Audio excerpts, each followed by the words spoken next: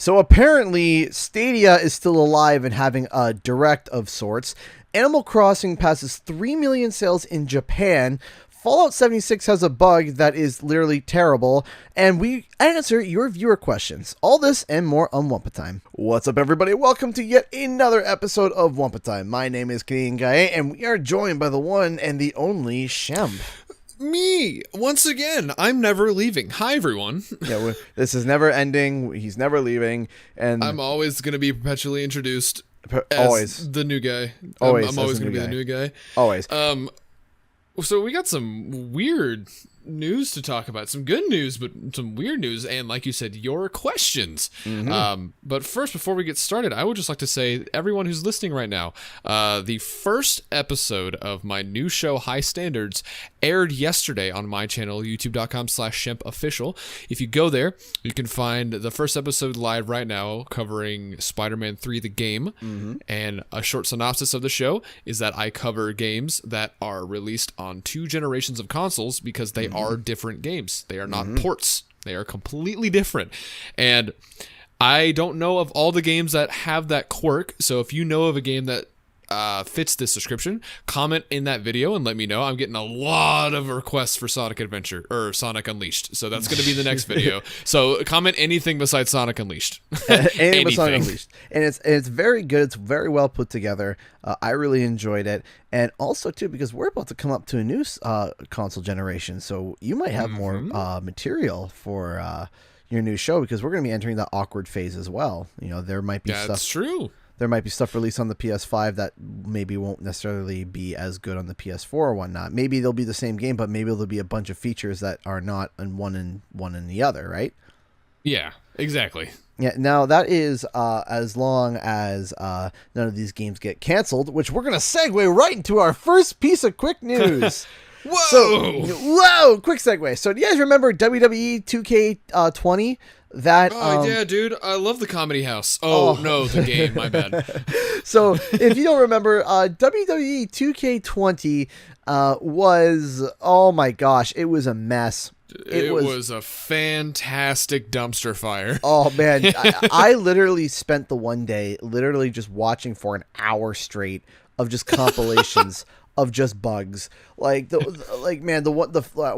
fisherman's toss, the strongman toss was glitched. You couldn't do it into the one corner, otherwise the person would just get spun infinitely. And when they I love when the game exploded when the year turned 2020. That's right. That still gets me that they didn't program the fact that the year could change to 2020. And the game was like, welp. Game don't work. That was so good, man. And if you guys want to know why, basically what happens was one of the main companies behind the engine and stuff, Jack's Studio or whatever, they left. They left, and it was it like mid-production? They were like, we're just gonna leave. Yeah, Jack's Pacific, I think it was. I can't remember their name, but they've been basically been doing the wrestling games for years, and finally they're like, nope, we're done. We're moving on. And they had to salvage what they had. Well, as everyone was questioning, there had been rumors, even for a while now, that WWE 2K21 would be either delayed or straight out canceled due to how bad 2K20 was received. It was received so bad. Well, this outbreak has not helped with that at all. And officially, as stated, WWE 2K21 has been canceled. And this is the first time I think one of these mainline sports games has just been flat out canceled. I can't think of another one that's in the vein of 2K whatever. Yeah. It's all just been you could argue, people did argue that, for example, NBA 2K20 was just 2K19 and vice versa for all the other ones. And that's probably true. Yeah. Given the fact that the icon for 2K20 just said 2K19 for the longest time. Yeah. That was, kind of a dead giveaway. Same thing with wrestling. I mean, the WWE games have been borderline the same for years with maybe one new thing added or one new thing changed. I sell video games for a living. I've had plenty of people come up to me and they're like, how's the new WWE? And I was like, did you play the last one? Yeah? Well, there you go. Except for 2K20. 2K20 stood out. It was 2K20 was like, oh, that was like the spice that the franchise needed. Oh, yeah. Even though it was bad. Like, the thing is, the game was like pre-alpha basically, but it still sold well. Like, not as good as the other ones, but it sold. Yeah, well, I mean, you have a lot of wrestling fans. They're diehard fans, and diehard, and they probably don't even know the game is that buggy until they buy it. Oh yeah, absolutely. And I remember playing WWE games back in the day, and I had a blast playing them. The original that was actually made by THQ. Funny enough. Yeah, and it was Jack Pacific and THQ. It was SmackDown versus Raw. SmackDown. I Here sell comes a the lot pain. of those. Yeah, oh yeah. They're fun because they're genuinely fun, and unfortunately, with 2K21 being canceled, what's kind of funny about that is I can almost promise you that they were freaking out and trying to figure out a way to like how do we produce 2K21? How do we cancel it? How do we tell people? And then the outbreak happened. They're like, okay, we have an excuse. Okay. Oh god. Yeah, The Thing canceled 2K21. It's out of our hands. We ran out of money. Oops, drat. Oh no. And they're probably like having not having an internal heart attack anymore because of that. Speaking of an internal heart attack. Oh.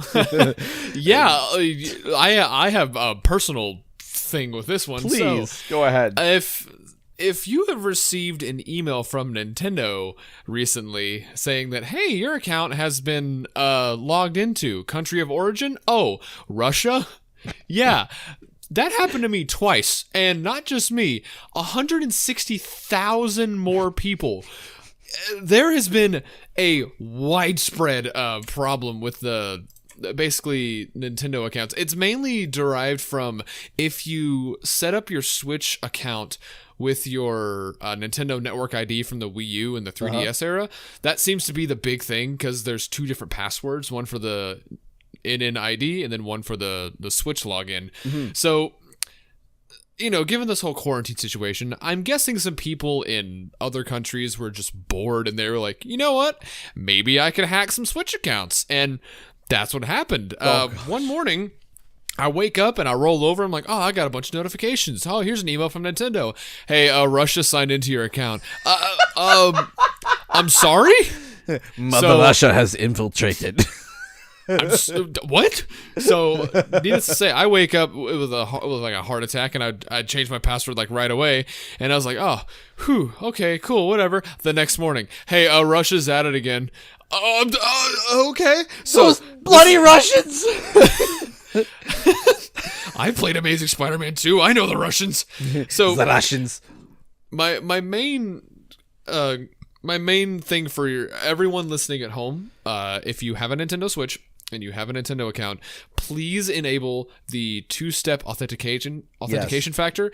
This is a completely unique way of securing your account that I've never seen before, where you will set up your account, download the Google Authenticator off of the App Store, and basically what happens is when you load up the app and tie it to your account, every 10 seconds it generates a new 6-digit code that's constantly changing. So every time you have to sign in, you have to input whatever the code is at that current time for the next 10 seconds before it changes. Right. So it's an extra layer of extreme security that I would highly recommend everyone ever enable on their Switch if you want to be safe, because people have reported that whenever they get hacked and they don't react quickly, these guys are just buying a bunch of V-Bucks, not even expensive games or stealing card information. They're just buying V-Bucks for Fortnite.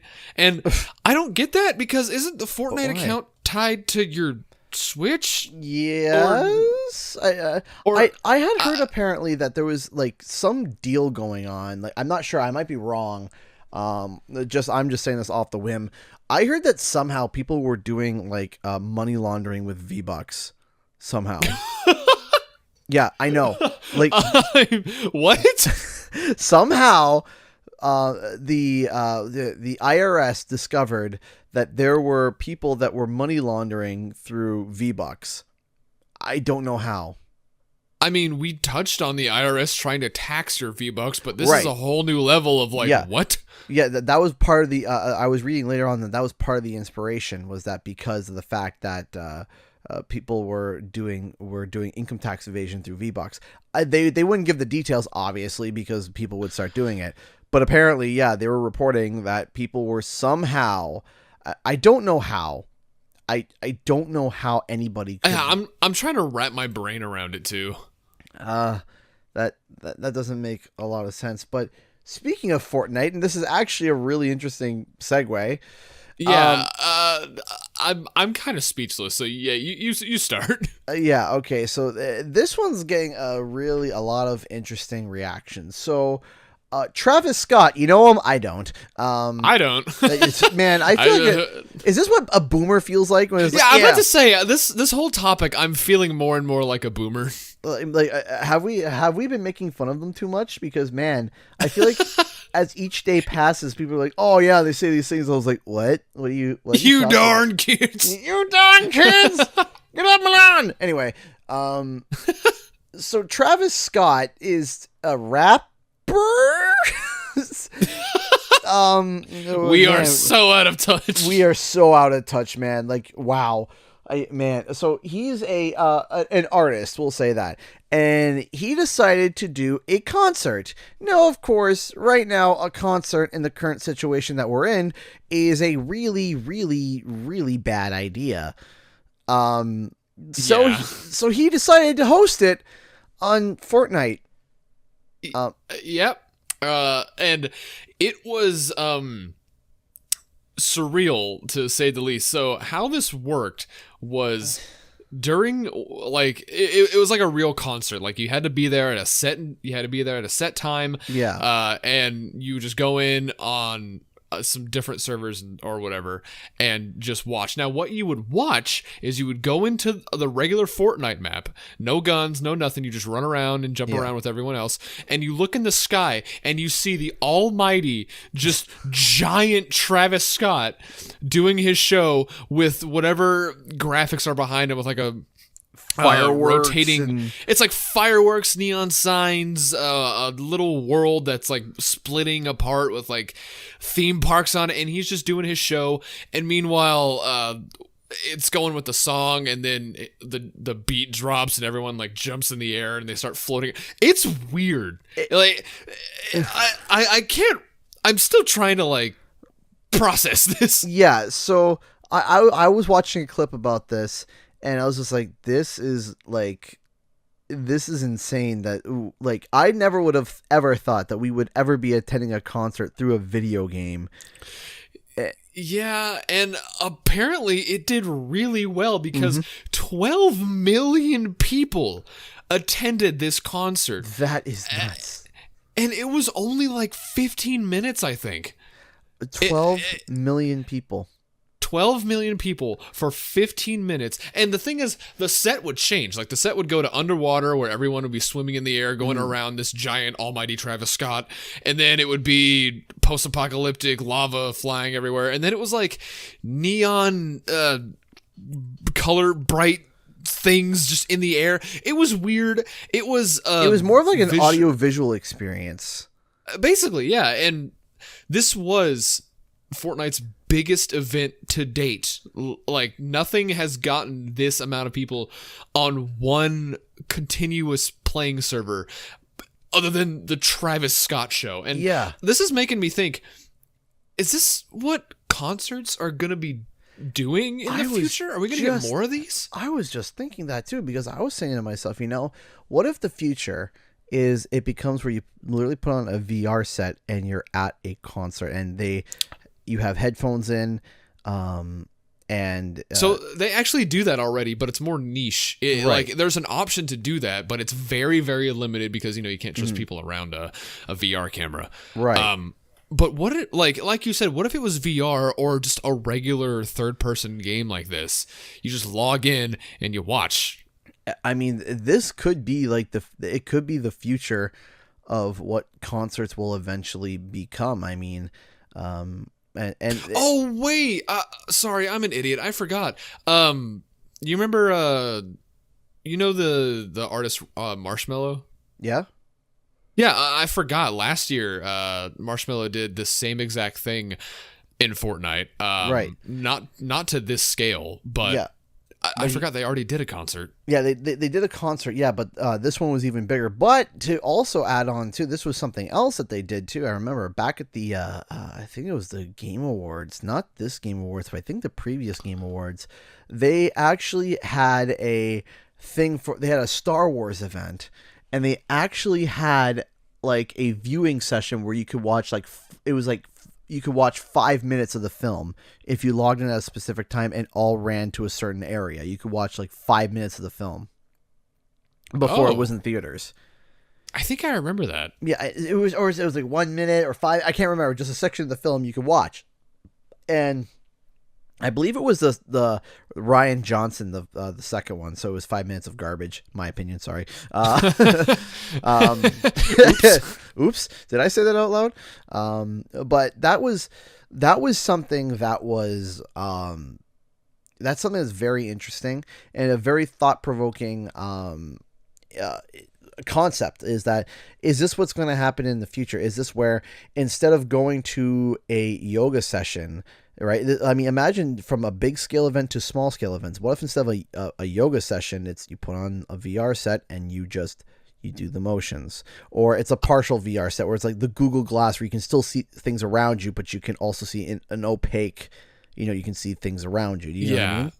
And I'm starting to think that's where the world might be going in the near future because of the situation that the world is in right now. Well, yeah. This is going to have what we're dealing with right now is going to have very long-term lasting effects on us as a society. Yes. And I'm wondering how we're going to adapt to that. I'm wondering if this like Fortnite concert thing is the first big step into a digital lifestyle for gatherings. Well, to give you an idea, and actually I'm just going to pull up an article right now because it ties into this as well, and not just this, but also, let me go up to here, according to some managers, or according to a whole bunch of people, Activision has already set up a perfect thing for networking, because apparently they said, and I quote, that they have set everything up so perfectly well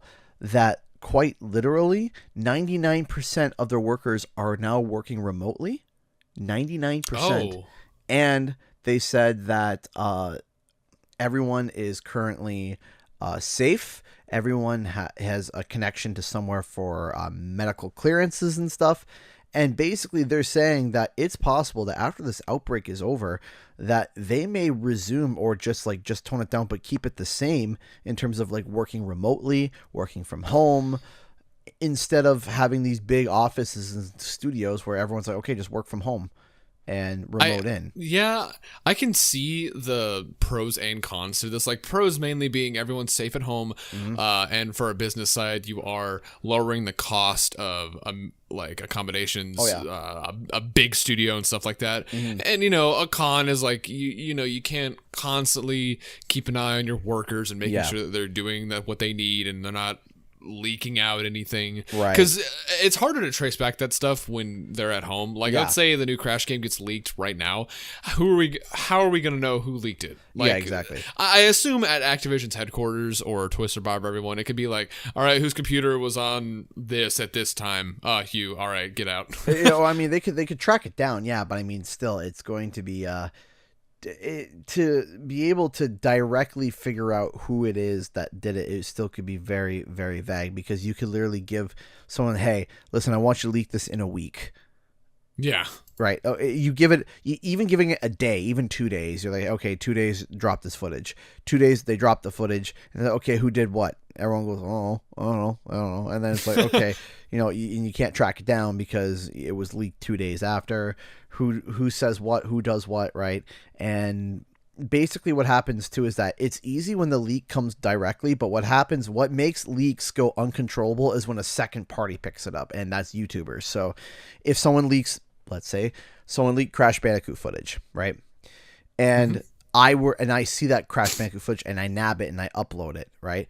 As soon as that happens, game over. It's gonna go. Yeah, that's it. It's gonna go rampant. But sometimes they can catch leaks from the direct source, and they're like, they get it, they get taken down, and people talk about it, but it's gone, right? And it stays settled, and they can figure out who. The biggest thing is figuring out who did it, right? Because once it's out, it's out. Now it's like, who did it? We gotta figure it out.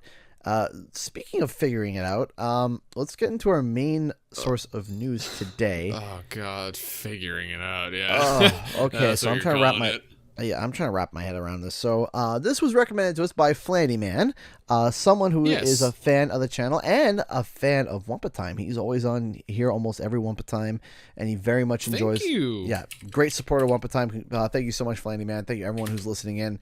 So apparently, Google Stadia, our pinata of news that we can just beat to death every week and find something to point and laugh at. It's just, it's getting ridiculous. They are hosting a direct ? Yeah, and the thing is, apparently they've already done it before, and they did. No one, because if you look at. Because was it the announcement? Is that what they consider a direct? Like the announcement of Stadia? Because I look at the tweet that Stadia tweeted out yesterday saying, it's time for another Stadia Connect. What do you mean another? What? Where was the first one? Okay, and it's like I love how they call it Stadia Connect when they're like, yeah, we're connecting with our audience. It's like, no, you're not. You're not connecting with anything. We're connecting to the internet. Oh, barely. And they said, okay, tune in at 9 a.m. Pacific time on YouTube to hear about what we... No one's going to tune in. No. To learn about what we're going to learn for a few games coming to Stadia. Yeah, just a few. Maybe 2 if you're lucky. Now, the only thing that people are interested in is the fact that Google opened a new studio in California that is currently led by the former PlayStation executive Shannon Studstill, who worked on 2018's God of War. Yeah. Now, if you watch the 2018 God of War documentary, I think she plays a pretty big part in that documentary. She's there like every other frame, essentially. Yeah. And to lose her, and for Google to like, hey, go open a studio, that's pretty big. She's really, really good at what she does. Yeah. So the big thing is that I think that they are going to produce, I honestly do truly believe that they're going to produce an amazing game. That studio is going to produce an amazing game. It's going to produce something that is going to be worthwhile, and it's going to literally cripple the studio. It's what's going to cripple them is the platform. Yes, I was actually about to get into that. I 100% guarantee that whatever exclusive game that Google funds and releases is not going to be exclusive for Stadia forever. I guarantee it's going to be releasing on other consoles, either physically or digitally, because Amazon also has a game coming out. I don't know what it's releasing on, but I guarantee it's going to be multi-platform or maybe mobile. Yeah, no, what needs to happen is that Google needs to reprioritize, because the thing is that Google has such a ridiculous amount of cash flow and income that I think I don't understand why they still think that the Stadia is the way to go, especially with all the negative reception. They can literally turn around and say, okay, let's make the Google Game Studios, just call the Google Game Studios Stadia Studios.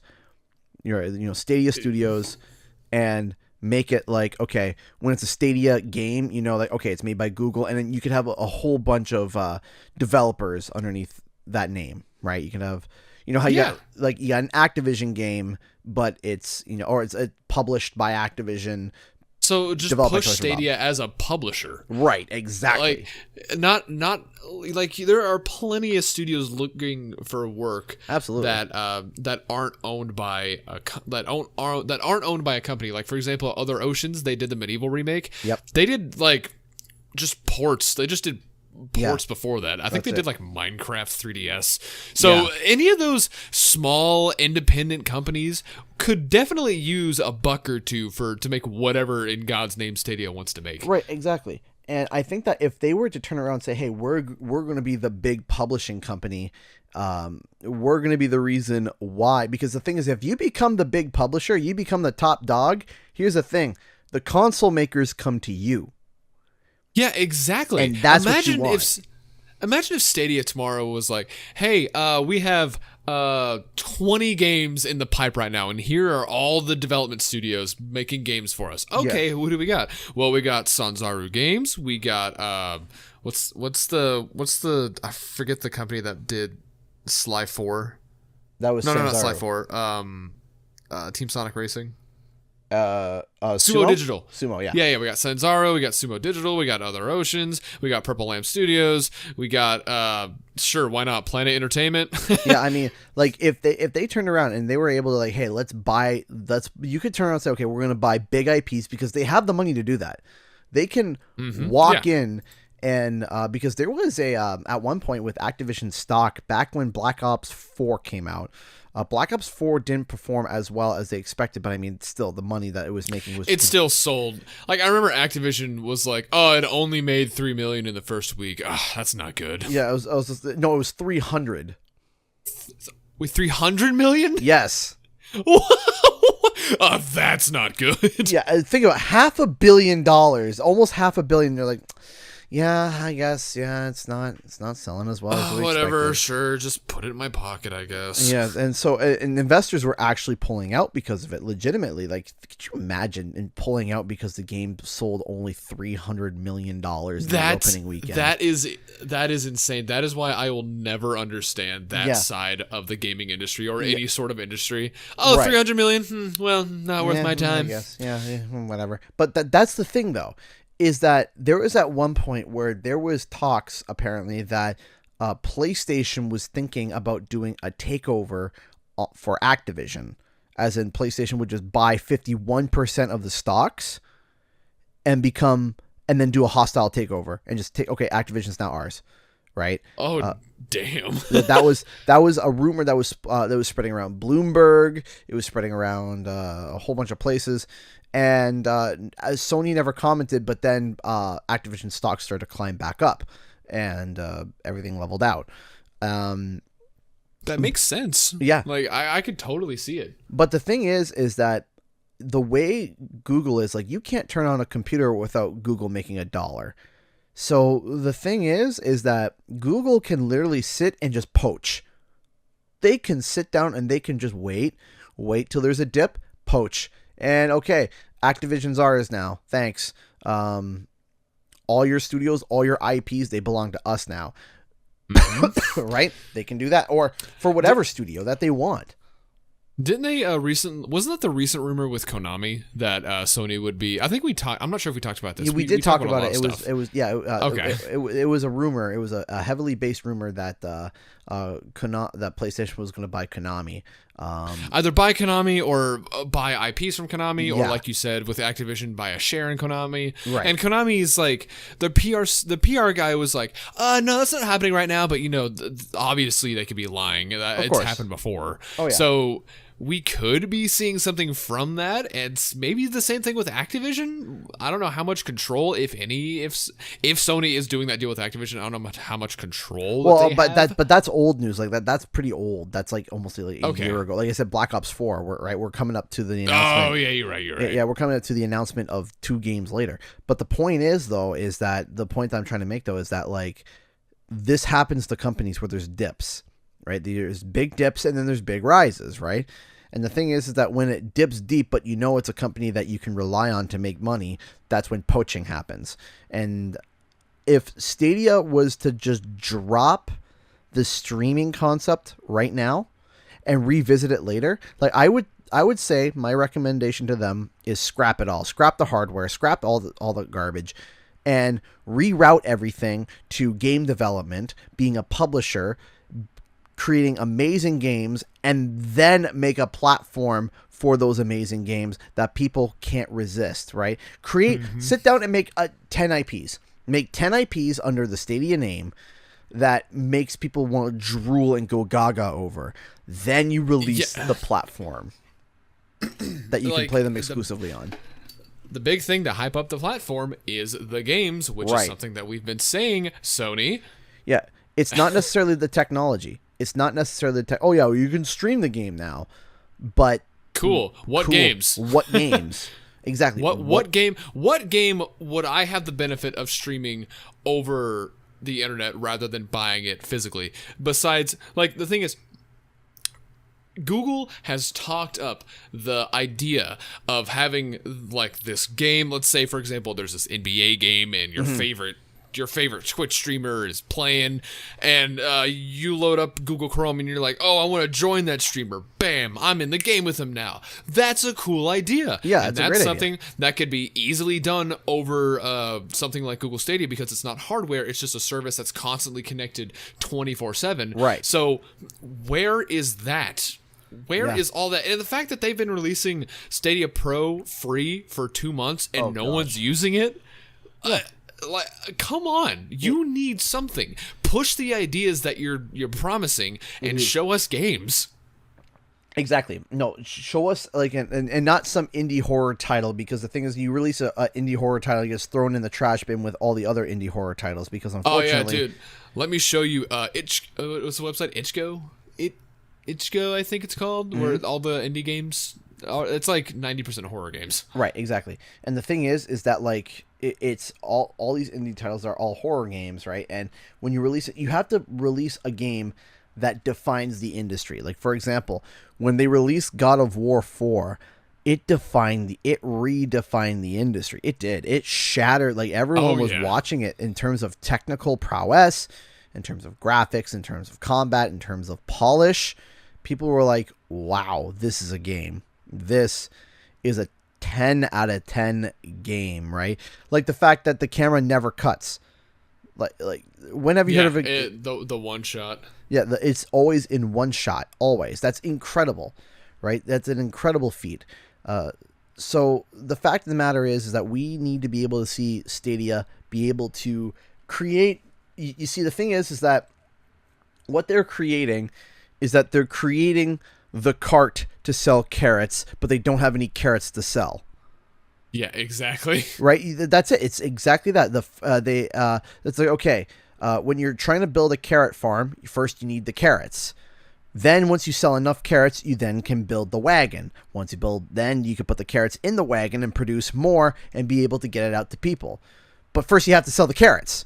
They're building a wagon first, and haven't even planted, and they just planted the seed for carrots. Like they're expecting a certain amount to come out. And exactly. They're like, yeah, this baby can hold as much as you need. Well, we only have 2. Well, keep at it. We are going to die. That's exactly it, right? And that's the problem, is that they're not understanding the first basics of business, is that you need business. If you have no business, you're not making money. So what are you doing? It makes no sense. It doesn't work. They need a better business plan. They need to go back to the drawing board. They need to sit down and be like, okay, we need to figure something out.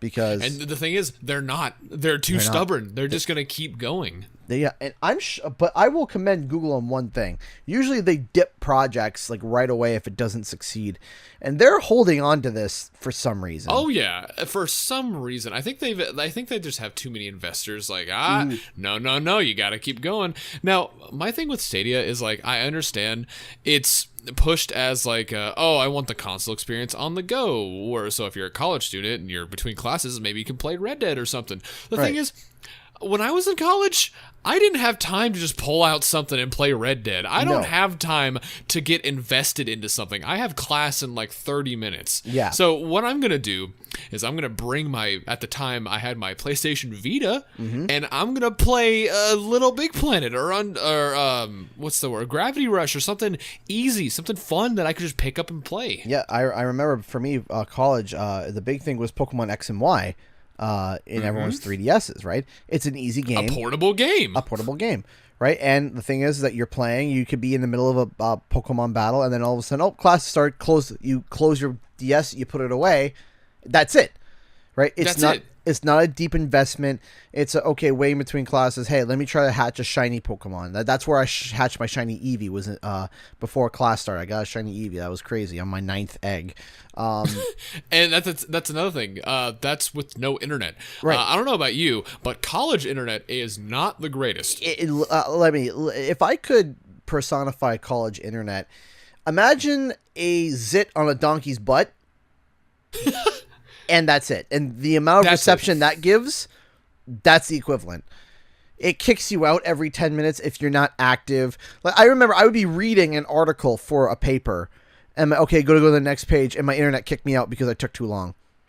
Yeah, and then you have to constantly sign back in. Even if you're on like an Android phone, you'd constantly get the notification like, "Hey, sign into Wi-Fi." Yeah, and then the login was just like, okay, our login, dude, was ridiculous. First off, our login was literally, it was NC students dot your program name dot your first and last name dot at, the college.com. Literally, dude. I'm trying to picture it in my head, and it still doesn't make sense. Yeah. So I was in broadcasting. So it was so stupid that because they had the different emails that they had was it was NC, and then there was students, teachers, alumni, and volunteer. So they had that. Then they organized it by what program you were in, then which college campus you went to, .com. So it was like whenever they try to say write out your college email, it was just like, oh gosh. So you have to sit down. I never remember. I still don't remember mine. And I was in it for 3 years. I was like, whatever, just write. I just have it on my phone, and I have to pull it out and write it out. And it was like, oh my gosh, this is so stupid. Ours was like first initial, last initial, 6-digit random ID that they gave you at stu.college. Even that's stupid. Yeah, it's stupid. Needless to say, I've been milking it for the past 2 years. I've been out of college for college discounts. Oh yeah, totally. But for example, I turned to them and said, why can't we just go first name, last name, or first initial, last name, a 4-pin code at the name of the college.com. How hard is that? Security? I don't know. This took a weird turn. It was, yeah, this took a weird turn. Anyways, Stadia sucks. Yeah, Stadia sucks. College email sucks. Let's veer this back to the next piece of news. Something that's pretty not sucks. It's pretty great. It is pretty great. So I noticed that you picked up Animal Crossing a while ago. How are you enjoying it? I'm enjoying it. I'm having fun with it. I'm kind of just chilling with it. I'm enjoying my island life, and what'd you name your island? Canada with a K. All right, cool. Did you expect anything else? I mean, dude, I named mine Rehab. I expect anything. My wife named hers Fluba. Like, why? She's like, it's like Florida and Cuba. Fluba. I was like, sure. Still, why? Yeah. No, I just wanted it because I like seeing the villagers like, yay, another fantastic day on Rehab. And then whenever I go to my fiance's island, it's like incoming traveler Shemp from Rehab. Like, oh no, oh no, no. Animal Crossing is back in the news not only because of the Earth Day content that dropped yesterday or today. I think it was yesterday. Technically, when you hear this podcast, it was yesterday. Yeah, technically it would be yesterday. But according to Famitsu, despite the ongoing Switch hardware shortages that we touched on, Animal Crossing reclaims the #1 spot with 286,000 units sold this week alone in Japan, and that's physical sales, by the way, which totally accumulates all physical sales of Animal Crossing in Japan alone to 3.6 million units, surpassing Sword and Shield, which is 3.57 million, and it's on its way to destroy Ultimate, Smash Bros. Ultimate. Which is incredible, and I think it's literally because of the quarantine of how the world is right now. Now, the thing is, that doesn't tie into digital sales. Again, this is only Japan. We don't know, like, globally. This could easily pass 10 million. Oh, easily. 100%. Like, physical sale, which blows my mind that physically alone it could pass 10 million for a game like Animal Crossing. Digitally? Whew. Oh, man. This game alone. Well, the thing is, like I said, that, you know, a lot of the stores have been closed down and stuff, so a lot of people have been buying that. That's how I bought mine. I bought mine and my wife's digitally.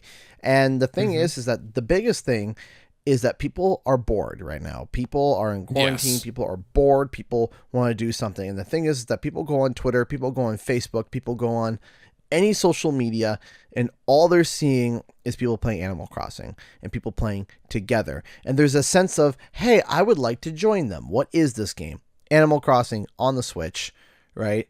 And people are buying. And that also ties into the fact that there's a Switch shortage. I can almost promise you it's because of Animal Crossing as well. Oh yeah. Oh dude, definitely. I went to Walmart the other day and I saw that they had some Switch lights on there, and I was like, it was like finding gold in a mine. I was like, oh my god, I thought I would never see one again. Yeah, no kidding. Seriously. Like, for example, the I can promise you the Switch Lite is getting sold like crazy now, which was especially at that discounted price. Not discounted price, but the cheaper price than a Switch. Oh man, like because people are trying to be more aware of their money situation, right? And so people are buying the Switch Lite instead. And man, let me tell you what, my wife has I have the regular Switch. My wife has a Switch Lite.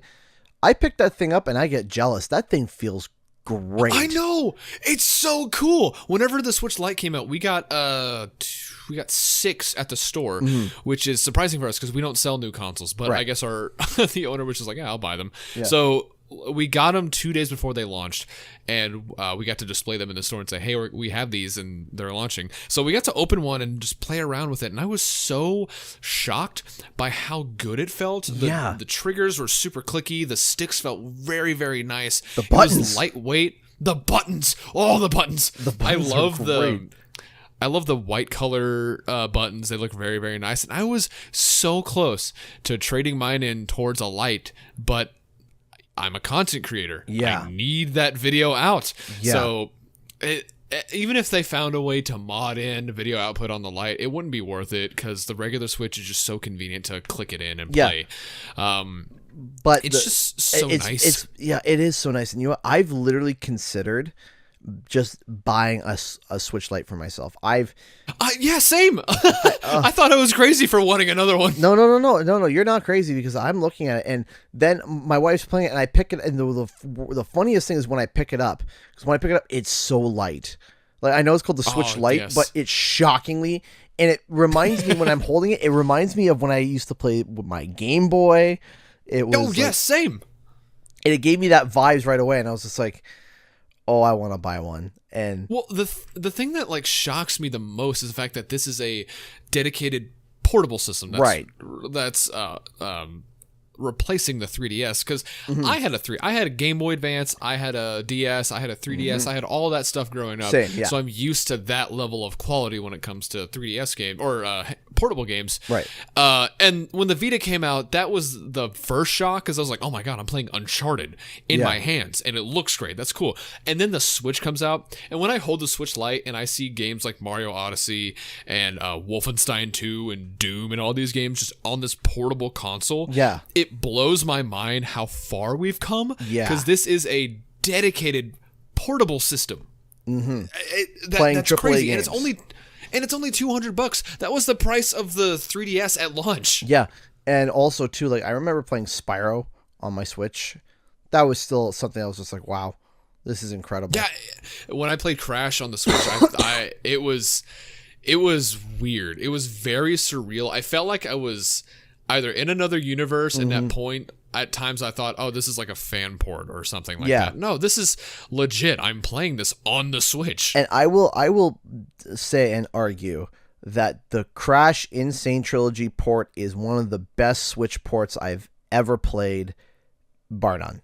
The Insane Trilogy, it looks great, both docked and undocked. It runs great. It sounds great. And honestly, like when I was playing it and they're like, hey, let's remove the fur from Crash, I'm like, oh, now he just looks like plastic original Crash. Like, that's what he looks like. Yeah, he just looks like Crash. Like, even more so like the Crash mobile model. Exactly. Looks like that. Exactly. So for Animal Crossing to pass 3 million sales in Japan, and that's physical, right? That's just physical? Yes. Yeah. That's just physical. Yeah, I'm not shocked at all. I'm happy to see it. I'm happy to see it grow like that. What's cool too is that this is going to be a game that never really ends. You can do what you want. Exactly. I already got the credits, and I'm still getting more stuff. Oh yeah, absolutely. And then you got like you got the credits, but there's still stuff to do. And they're releasing DLC. They're releasing global events. And the thing is that it's going to fun for this game to last for the entire Switch's lifetime. Like, I can promise you, the Animal Crossing is going to be something that's going to continue to grow and build. And people are going to put it down. People are not going to play it as much eventually. But then they're going to drop a DLC, and people are going to come right back into it, and then they're going to get rehooked. They'll get rehooked on it again and again and again. And I think that that's something that is absolutely incredible. Now, let me tell you what isn't incredible. Fallout 76. Man, we should have a Wumpa Time shirt where we have like piñatas set up of the things that we can beat to death for news. One piñata has like the Fallout helmet, and the other one is just like the color scheme of Stadia. So we got like Stadia, we got Fallout 76, and we might as well throw Kotaku on there as well too eventually. So yeah. Might as well. Those are our news piñatas. We're like, hey, we don't got anything. Hey, what stupid thing happened now? Well, Fallout 76. Well, let's see. Has a bug. No kidding, right? Whoa, that's news. Wow. Fallout 76 has a bug, but no, this is an interesting bug, and I'm gonna tack onto this news too because there's something else that was announced about Fallout 76 about 2 weeks ago. It was under the radar, and I read about it, and I laughed my head off. So we got two things of Fallout 76 because this is great. This is fantastic. Anyway, so Fallout 76 has a bug right now that causes NPCs to permanently, not temporarily, permanently steal your upgraded weapons. Yes, because with Fallout 76, unlike regular Fallout, where you could just go get a weapon, like in 76, you have to earn it, you have to craft it, you have to do all this tedious stuff to get the weapon you want, to get it upgraded to what you need to do all these quests, level it up, and whatnot, customize it, do all that stuff. Bethesda recently launched the Wastelanders DLC, or just whatever it's called. I don't care. Listen, just have it say Waste, and that's it. Yeah, they released the Waste DLC, which is just the game plus something else. So this has been reported multiple times, but there was this player.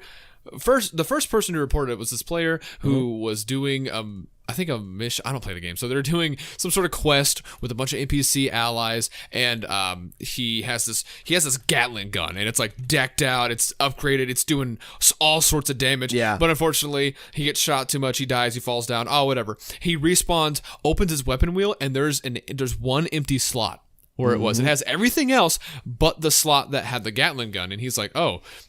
Maybe the game unequipped it. He looks through all of his stuff. It's not there. He runs into the fight, and he sees this NPC ally wielding it, just shooting everyone in front of them. And the thing is, with Fallout 76, you can't loot people like you can in traditional Fallout games. So that NPC dies with the Gatling gun, and that's it. It's just gone. You can't get it. And I don't know how you do. Like, the thing is, in regular Fallout 76, if it's a player, if it's an NPC, you can't loot them. If they die, they die. That's it. That's how the game balances itself. Whatever. In traditional Fallout, you can loot. So I guess these NPCs had carryover data from the regular Fallout game. Because right when you die, they just like, oh, there's a weapon. They steal it from your corpse and they use it as their weapon. But that's it. You can't get it back. You can't loot.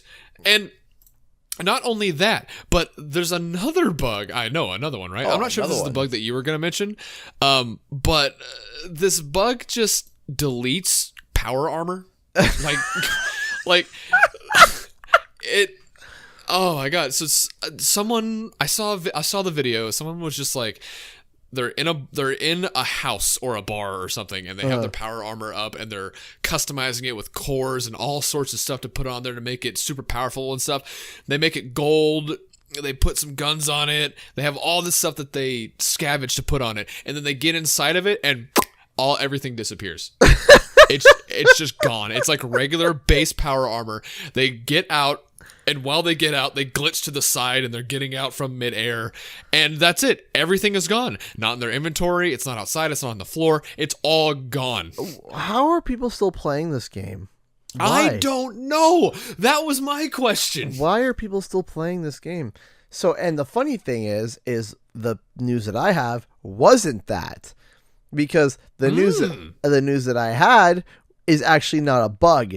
It was a decision made by Bugthesda themselves that was ridiculous. So, you ready for this? So, like you said, the Wastelanders is coming out, and then you have the premium for Fallout 76, right? Where yes, Fallout First.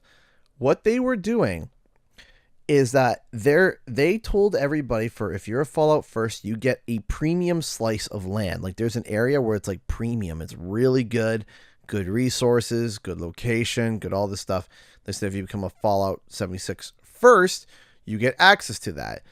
What they didn't tell you was that you get access to it, to a spot in the game that's considered premium that's already there. Wait, what? Hold on. Okay. So basically what they did was that they went through the game and they're like, where is the best places in the game? Here, and here. Great.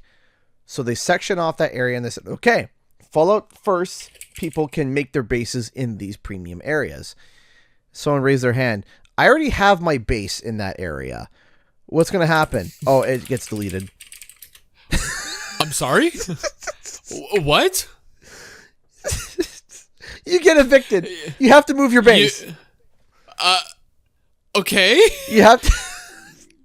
And there's no say. That's it. No, unless you get Fallout First, you can't keep your base there. Because it's considered a premium spot. But I was there first. Well, whatever. I don't care.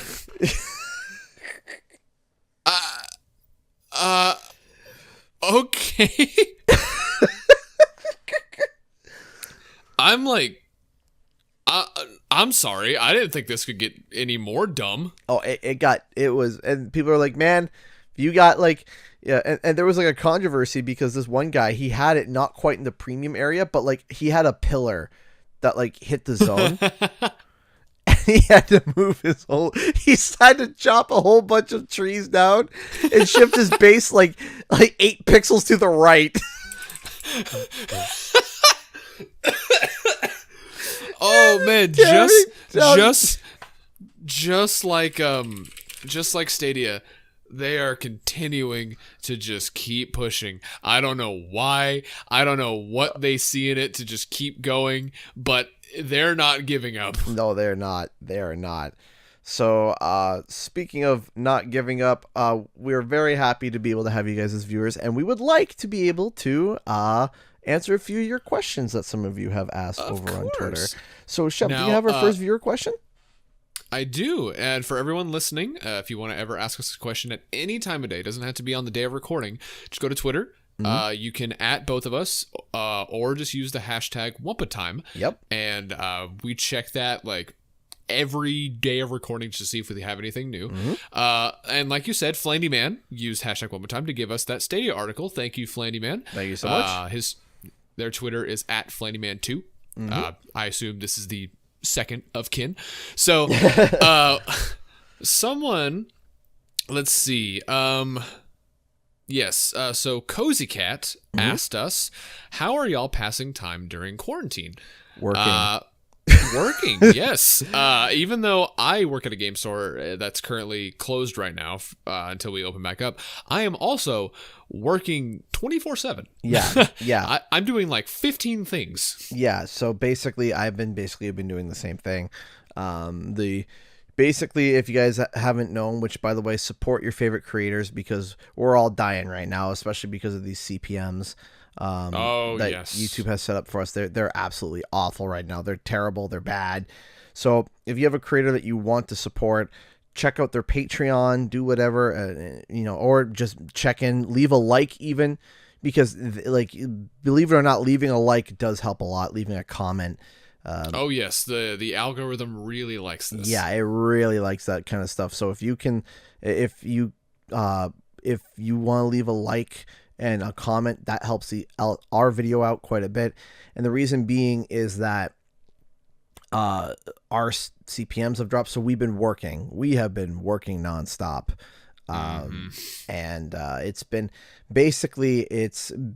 kind of crappy because, usually I like to take a break from work, which is me going out. I like to go, like, when my wife and I on like maybe a Saturday, we'll go out in the morning, do some light happy shopping, at the mall, and then maybe we'll go have, lunch at, a soup place, and take the kids, and then maybe go to a park maybe, and just, get a nice break. We don't have that anymore. We can't go to the mall. We can't go to a restaurant. We can't go to the park. We can't go anywhere. We're stuck inside. So, yeah, it's something that sucks.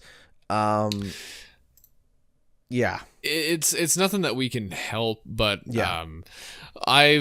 I've personally just been trying to focus more on my channel and try to get it more professional. I am trying to make time to play games like Animal Crossing, and I'm trying to just beat Final Fantasy. I know you beat it already. Yeah, I'm trying. I'm just trying to like fit everything in, and also just I want to talk about or kind of shout out my fiance for constantly going to work, and she works at a super grocery store, and she's out there constantly, and I worry about that every day, but she's doing what she can to help everyone through these hard times, and I really, really respect that. Yeah, that's everyone who's listening right now who is considered essential, who has to be working during this time, they don't have the option to be able to stay home and be able to, we have great respect for you.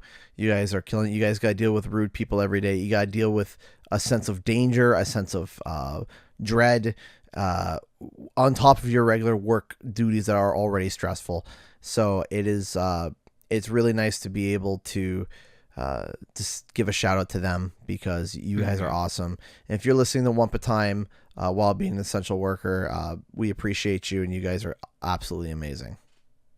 Oh yes, and to close it out, I have one more question. Do you have a question?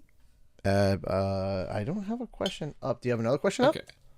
I have one more question from RobMaster64. Cool. They ask, what are your thoughts on the current ESRB ratings? And I was like, well, we need to go into a little more content or a little more info about that. So this is going to be quick because I don't want to stretch it out. But basically, whenever the whole Star Wars Battlefront 2 controversy was going on with the whole loot box gambling thing, the ESRB was pressured into labeling in-game purchases underneath the ESRB rating on the back of the game. So if you look at a game like Battlefront 2, well, not Battlefront 2 because this is after that. So if you look at a game like Call of Duty Modern Warfare, on the back of the box where it has the ESRB rating on the bottom left, it'll say in-game purchases, which means there's optional DLC that you can buy. This lets parents know that you can spend real money in there. Right. But this doesn't cover the loot box thing, which has been labeled as gambling because it is.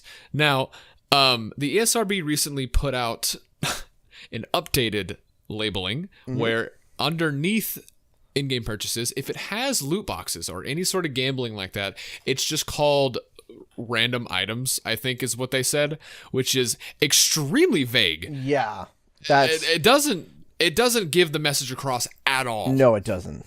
It's still like you still gotta watch the gambling. I do agree that the ESRB, they need to crack down more. I mean, here's the thing, and I could make a whole video about it. I made an entire paper about it back in college.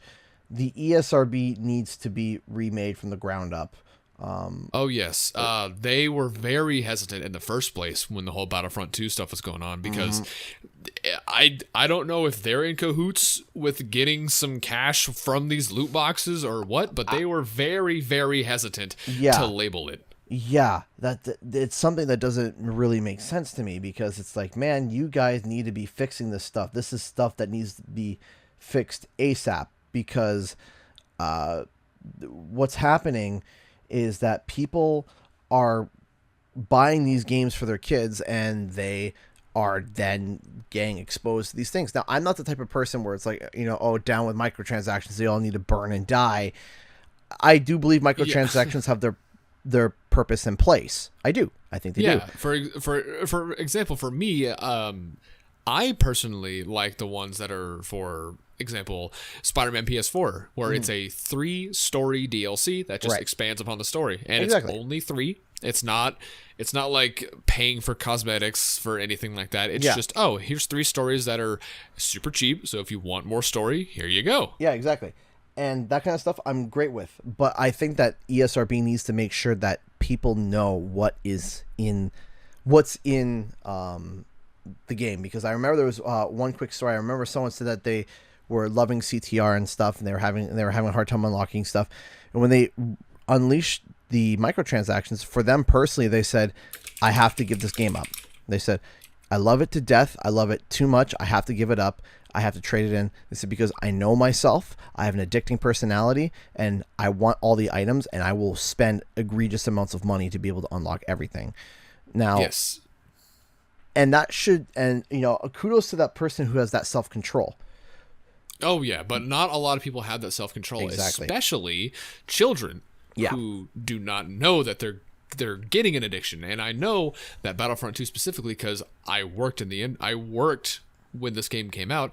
Kids started developing addictions to gambling. And one of the common things is like, just take the credit card off the account so the kids can't use it. They'll find a way. They will sneak the card, they will use a PayPal, they'll do anything they can to get whatever they want in there, just because they have ease of access to it.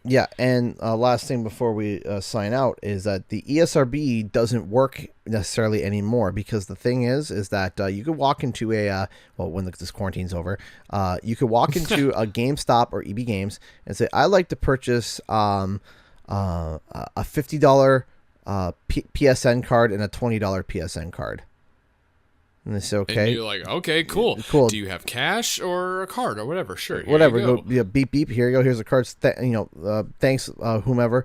The kid goes home, scratches it off, adds it to his account, downloads a rated M game. Done.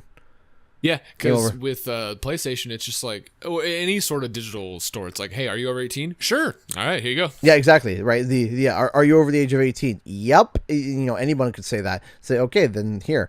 And the fact of the matter is that with the way the digital age is, the ESRB is not, the intention of the original ESRB is not working anymore. It doesn't work. Oh no. I think that the ESRB needs to be reworked from the ground up. I understand that you can't stop everybody from playing the game, but we need a more clear system. I think that we should go more for the PEGI system, because I feel like it's much easier for parents to understand. 7+. Okay, this game is intended for children 7+, and you can make it literally any number you want, right? Because like I said, you're kind of categorizing. There's high rated M games and low rated M games. Like, remember the original Halo was rated M. And it doesn't really need to be. Yeah, it's a light M. But then you got Grand Theft Auto, a heavy M. That's a hard M. M. That is if you go to the ESRB website where they give detailed descriptions on games on why they're rated what they are, GTA 5 is like an essay. Like, here's everything you can do. Yeah, exactly. It's a hard M. But the thing is that they're being categorized in the same category. They're both rated M. Right. So the thing is that, and I made this comparison before, is that the parent might be hesitant and they'll buy Halo, and they said, okay, but I want to sit down. Like they're trying to be proactive. They're like, okay, I'm going to sit down and watch little Timmy play Halo. So they're 10-year-olds playing Halo, and they're watching, and they're like, okay, it's not bad. It's not bad. It's not too bad. It's not too terrible. Then Grand Theft Auto, and they're like, okay, well, this is rated M2. This should be equivalent. And it's not. It's not. It's oh, not. good Lord, it's not. So my pitch is that we should go to an age ranking system where it's just like, hey, okay, so you could be like, okay, Halo 12 plus, right? Yeah, easily, because I'm pretty sure that's what it was in Peggy. Yeah, like 12 plus. Oh, this game 15 plus, but you can set the age to whatever you want. Right, you can set it to. You could be like, hey, or you could be like, hey, this game has got nothing wrong with it, but it requires a lot of tactical things.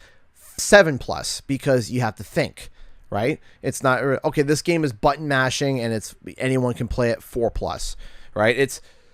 But you have to be able to. I think that's something that the ESRB should move towards too, because otherwise, it's just not going to work. And parents need to be taught simple stupid, because the parents are buying the wrong games for the kids nowadays, and it's ridiculous. Yeah. So, anyways, that's all the time we have for today. Thank you all so much for tuning in for yet another episode of Wumpa Time. My name is Canadian Guy 8, and I was just joined by Shemp. You can see us on Twitter, and what the handles is for you is Shemp Official. Of course. Yeah, and I'm Canadian Guy 8 with the extra H, still hunting down the one with the original H. Yeah, you can find us on it's not even. I'm always going to go to iTunes, Apple Music, SoundCloud, Spotify. If you can look up podcasts, we're in your ears. We're there already. If you have any questions or any requests, send us a tweet on Twitter with the hashtag WumpaTime, and we'll try to get to it for the next show. And make sure to subscribe to Canadian Guy A for more Wumpa Time and nostalgic content. And if you want more Shemp content, like High Standards, go follow him over on Shemp, over on his channel as well. Is that everything? That's everything. Carrier pigeons. We're still waiting for our carrier pigeon. Please, just please. A quick bit of news before we go. There was a carrier pigeon during this quarantine found with 200 pills of ecstasy in New York. In a little baggie, cool. A backpack. So if a pigeon can hold 200 pills of ecstasy and send it to drug dealers, you can send us a letter. Bye. Thank you so much for listening. We'll see you next time.